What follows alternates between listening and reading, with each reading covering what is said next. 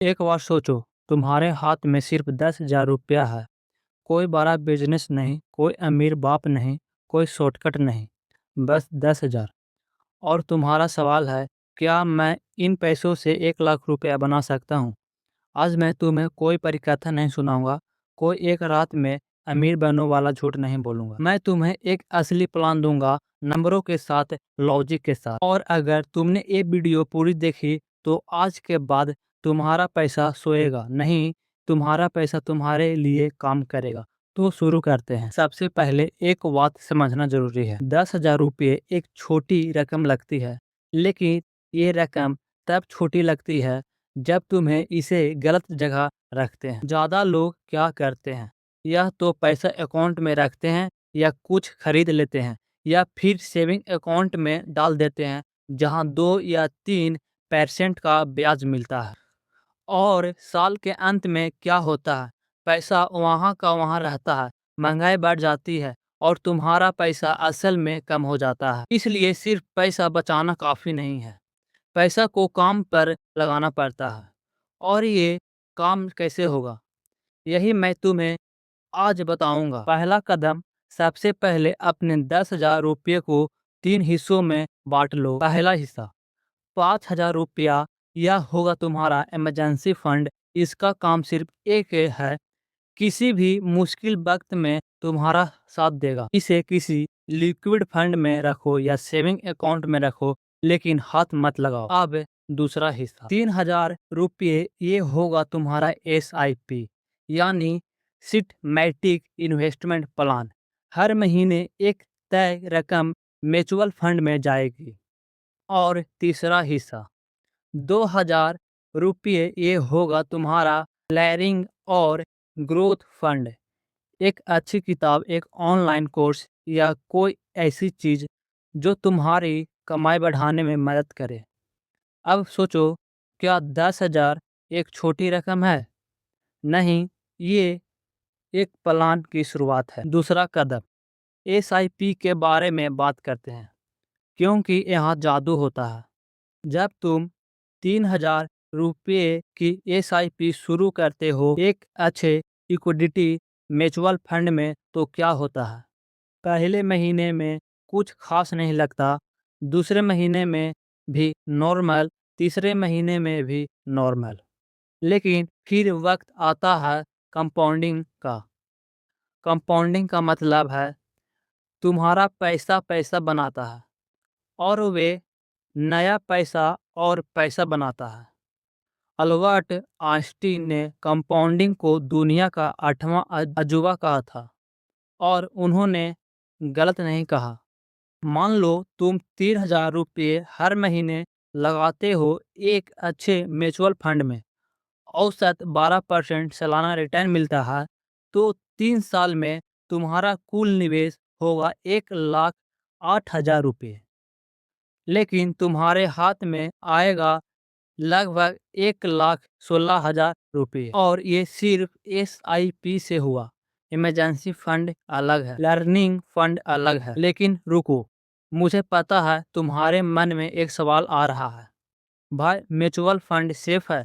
लोग तो कहते हैं मार्केट में रिस्क होता है। बिल्कुल सही, रिस्क होता है। मैं ये नहीं कहूँगा कि रिस्क जीरो है, लेकिन मैं ये जरूर कहूँगा कि रिस्क को समझना और रिस्क से डरना, ये दो अलग चीज़ें हैं। देखो, अगर तुम पैसा बैंक में रखते हो और 3% ब्याज मिलता है, लेकिन महंगाई 6% की रफ्तार से बढ़ रही है, तो तुम तकनीकी रूप से पैसा खो रहे हो। यह भी एक रिस्क है, लेकिन यह दिखता नहीं। म्यूचुअल फंड का रिस्क दिखता है, इसलिए लोग डरते हैं। लेकिन 10 साल का डेटा देखो, निफ्टी 50 ने 10 साल में औसत 12 से 14% का रिटर्न दिया है। मतलब अगर तुम लंबे समय के लिए निवेश करो तो रिस्क काफी कम हो जाता है। और यही होता है जब तुम SIP करते हो, तुम्हारा पैसा मार्केट के उतार चढ़ाव के साथ औसत होता रहता है। इसका एक नाम है रूपी कॉस्ट एवरेजिंग। आसान भाषा में, जब मार्केट नीचे होता है तुम ज़्यादा यूनिट खरीदते हो, जब मार्केट ऊपर होता है तुम्हारी वैल्यू बढ़ती है। तीसरा कदम, लर्निंग फंड को गंभीरता से लो। या 2000 रुपये जो तुमने अलग रखे हैं इन्हें बर्बाद मत करो। आज के ज़माने में एक रील सीखना, एक कोर्स करना या एक सही किताब पढ़ना या तुम्हारी कमाई को 10,000 से 20,000, 20,000 से 40,000 तक ले जा सकता है। सोचो, अगर तुम्हारी मासिक आमदनी दोगुनी हो जाए तो तुम SIP में 3,000 की जगह 6,000, 8,000, 10,000 डाल सकते हो और तब कंपाउंडिंग की रफ्तार भी दुगनी हो जाती है। इसलिए मैं कहता हूँ, सिर्फ म्यूचुअल फंड में पैसा मत डालो, खुद में भी निवेश करो, क्योंकि तुम्हारा सबसे बड़ा एसेट तुम खुद हो। चौथा कदम, अब एक ऐसी चीज की बात करते हैं जिसे ज़्यादा लोग नज़रअंदाज करते हैं, और वे है अपना खर्च ट्रैक करना।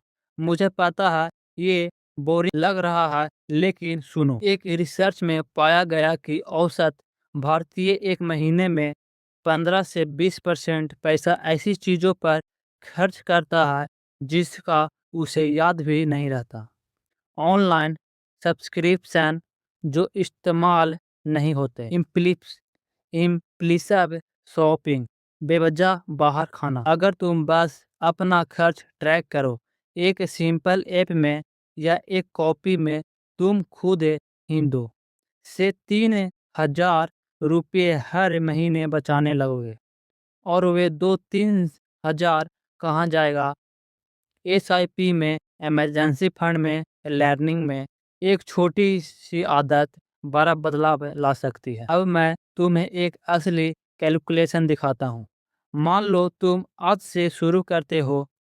पहले महीने में 10,000 का प्लान बनाया, 5,000 इमरजेंसी, 3,000 SIP, 2,000 लर्निंग की वजह से 6 महीने बाद तुम्हारी आमदनी 5,000 बढ़ गई। अब तुम SIP में 3,000 की जगह 6,000 डाल रहे हो। 3 साल बाद तुम्हारा SIP कॉपर्स हो सकता है 2,50,000 से ज़्यादा, 2,50,000 से ज़्यादा।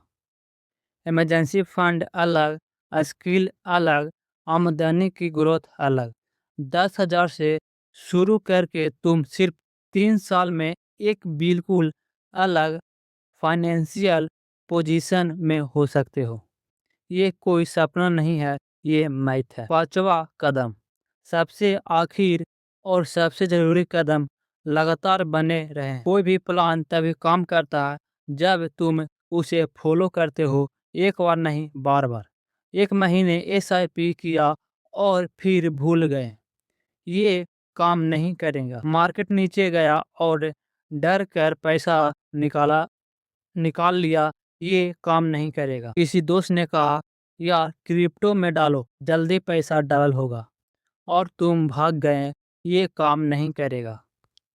दुनिया के सबसे सफल निवेश का एक राज है बोरिंग रहना।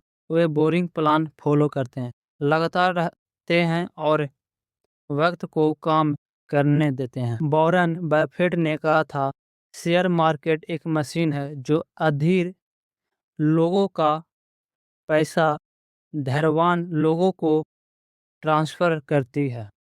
इसलिए धैर्य खोलो, लगातार रहो और अपने प्लान पर टिके रहो। जाते जाते एक बात और, 10,000 से 1,00,000 बनाना ये सिर्फ एक नंबर नहीं है, ये एक साबुत है अपने आप के लिए, सबूत कि मैं कर सकता हूँ कि मुझे शुरू करने के लिए कोई बड़ी रकम नहीं चाहिए, कि मेरी भविष्य मेरी चुनावों में है, मेरे हालत में नहीं। आज अगर तुम ये वीडियो देख रहे हो तो तुम पहले से उन 90% लोगों से अलग हो जो सिर्फ सोचते हैं, करते नहीं हैं। अब बस एक काम करो, आज अभी अपनी पहली SIP शुरू करो। 10,000 नहीं चाहिए, 500 रुपया से भी हो सकता है। शुरुआत की सबसे मुश्किल होता है, बाकी सब वक्त करता है। ये वीडियो तुम्हारी काम आई तो एक काम करो, इस वीडियो को उस एक दोस्त को भेजो जिसे पैसों की ज़रूरत नहीं बल्कि सही प्लान की ज़रूरत है। और अगर तुम चाहते हो कि मैं अगली वीडियो बनाऊं, जैसे कि एसआईपी कहां से शुरू करें या शुरुआती लोगों के लिए कौन सा म्यूचुअल फंड चुनें, तो कमेंट में बता दो। मिलते हैं अगली वीडियो में।